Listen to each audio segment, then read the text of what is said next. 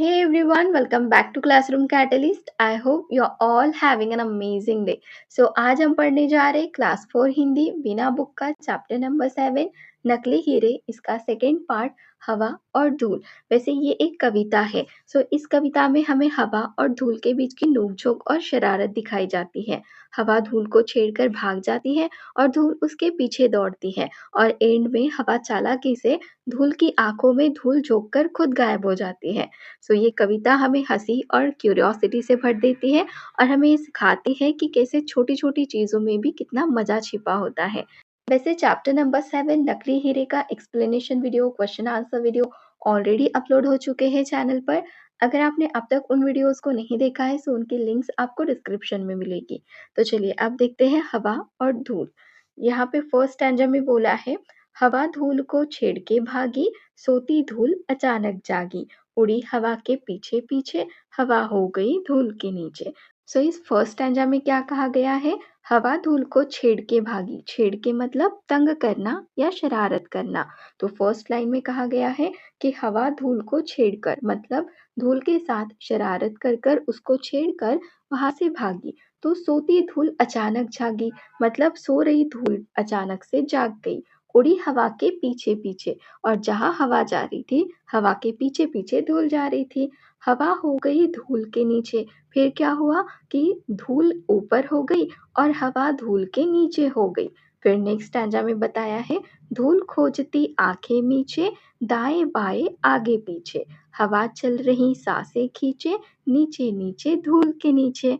Second stanza में कहा है, धूल खोजती आंखें नीचे। नीचे मतलब आंखें बंद करना। धूल यहाँ पर किसे खोज रही है? हवा को खोज रही है।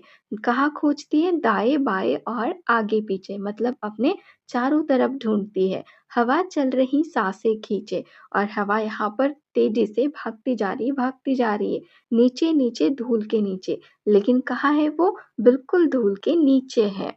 नेक्स्ट स्टैंजा देखते हैं, लगा धूल को कुछ है गड़बड़, धूल धप से नीचे आई, धूल की आंख में धूल झोंक कर हवा हो गई हवा हवाई। तो यहाँ पर धप से, धप्प मतलब होता है जोर से गिरना। तो यहाँ पे बोला है, लगा धूल को कुछ है गड़बड़। फिर धूल को लगा कि कुछ गड़बड़ है, हवा तो मिल ही नहीं रही है। धूल धप से नीचे आई तो धूल धप से नीचे आ गई, जमीन पर आ गई, जोर से गिर गई। धूल की आंख में धूल झोंक कर हवा हो गई हवा हवाई। हवा हवाई क्या होता है? अचानक गायब हो जाना, लापता होना। यहाँ पर धूल की आंख में ही धूल झोंक कर हवा वहां से हवा हवाई हो गई मतलब अचानक गायब हो गई। ये कविता श्याम सुशील जी ने लिखी है। चलिए एक बार फिर से रीड करते हैं। हवा धूल को छेड़ के भागी, सोती धूल अचानक जागी, उड़ी हवा के पीछे पीछे, हवा हो गई धूल के नीचे। धूल खोजती आंखें नीचे, दाएं बाएं आगे पीछे, हवा चल रही सांसें खींचे, नीचे नीचे धूल के नीचे।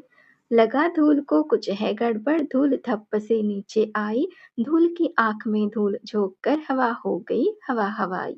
अब बात करते इस कविता से हमें सीख क्या मिलती है। ये कविता हमें क्या सिखाती है कि हवा और धूल की तरह जीवन में भी छोटी छोटी शरारतें और घटनाएं मजेदार होती है। पर हमें ये भी समझना चाहिए कि किसी की आंख में धूल झोंकना यानी धोखा देना या परेशान करना सही नहीं है। वैसे धूल झोंकना मतलब क्या होता है? किसी को धोखा देना। जैसे कि इस कविता में हवा ने धूल को धोखा दिया, है ना? वैसे किसी के आंख में धूल झोंकना मतलब धोखा देना या परेशान करना, ये सही बात नहीं है और हमें हमेशा सच्चाई से पेश आना चाहिए। ये सीख हमें इस कविता से मिलती है। तो बस ये पढ़ने के लिए थी, यहाँ पर इस कविता का एक्सप्लेनेशन कंप्लीट हो जाता है। If you really enjoy this video and had fun learning with us, don't forget to hit that subscribe button. Join our Classroom Catalyst family so you never miss out the next video. And I give this video a thumbs up if you really like it. Share it with your friend and share your thought in the comment below. We would love to hear from you. Thank you so much.